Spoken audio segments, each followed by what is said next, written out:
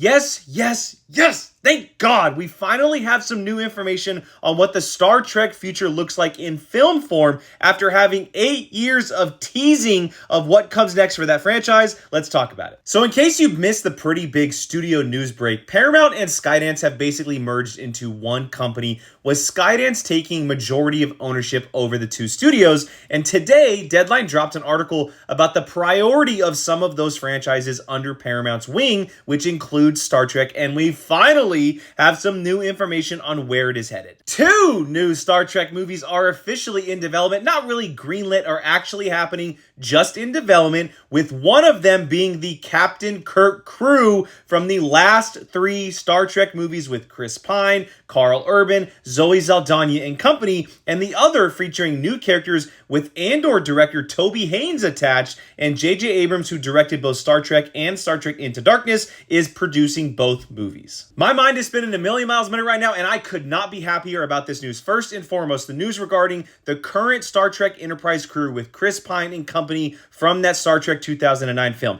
I cannot believe that in the 16 years since we have seen them as these characters, that we only have 3 films. There should be at least 5 with these characters. It truly blows my mind that there hasn't been more stories with these characters because of how great they all are together. And I know that maybe some of those movies aren't for everyone, but for me, I think they're all absolute bangers. I think that trilogy is awesome. I love the new Star Trek movies. I think it's such a fun way to reinvent and reignite that franchise in the modern day, and I want more stories with them. But not only that, I want the story that has been rumored and teased for years that involves Chris Pine's father, played by Chris Hemsworth, who was introduced in that original scene from that first movie, and we're having this whole time-lapse situation with the different timelines that are coming together. I really hope that this new movie is going to tackle that story. Now, when it comes to this new project, we obviously have no idea what it's going to be about outside that it is about new characters, and I really do hope that it is brand new characters we have never met before in the Trek mythology. But with Toby Haynes involved, that is such a huge get for Paramount and Skydance.